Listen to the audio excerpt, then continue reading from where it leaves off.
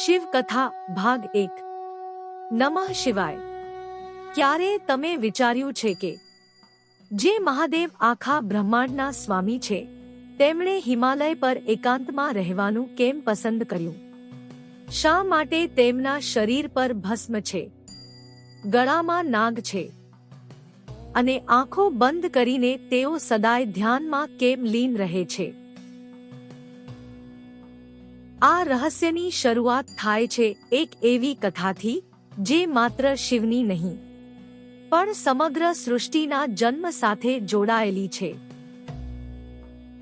પુરાણોમાં કહેવામાં આવે છે કે જ્યારે કંઈ પણ નહોતું, ન આકાશ હતું, ન પૃથ્વી, ન દિવસ, ન રાત, ત્યારે માત્ર એક અનંત દિવ્ય ચેતના હતી।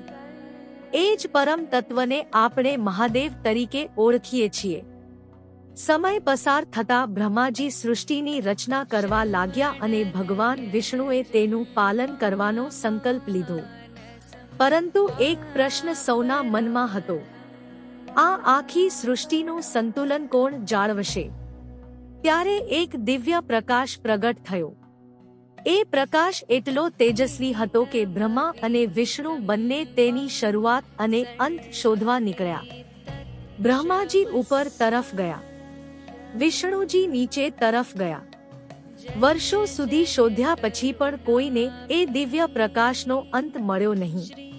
ત્યારે વિષ્ણુજીએ નમ્રતાથી સ્વીકાર્યું કે હું તેનો અંત શોધી શક્યો નથી। એ જ ક્ષણે એ અનંત પ્રકાશમાંથી ભગવાન શિવ પ્રગટ થયા।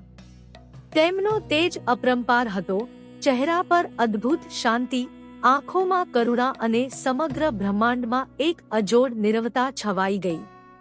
મહાદેવે કહ્યું, જેનો આરંભ નથી, જેનો અંત નથી, એ જ સત્ય છે। અહંકારથી નહીં, વિનમ્રતાથી જ પરમ સત્ય પ્રાપ્ત થાય છે। આ શબ્દોએ બ્રહ્માંડને પ્રથમ જ્ઞાન આપ્યું। એ દિવસથી ભગવાન શિવ વિનાશના દેવ નહીં પણ પરિવર્તન અને કલ્યાણના દેવ તરીકે પૂજાયા। મહાદેવનું દરેક રૂપ આપણને એક સંદેશ આપે છે। ભસ્મ શીખવે છે કે એક દિવસ બધું નાશવંત છે। નાગ શીખવે છે કે ભયને ગળામાં ધારણ કરી શકાય પણ મન પર રાજ કરવા ન દેવું। અને તેમનું ધ્યાન શીખવે છે કે બહાર કેટલો પણ શોર હોય, અંદર શાંતિ હોય તો જીવન સુંદર બની જાય। પણ મિત્રો, આ તો માત્ર શરૂઆત છે। આગળની કથામાં આપણે જાણીશું કે સતી માતાનો જન્મ કેવી રીતે થયો, તેમનો મહાદેવ પ્રત્યેનો અતૂટ પ્રેમ અને એ ઘટના જેણે ભગવાન શિવના જીવનને હંમેશા માટે બદલી નાખ્યું।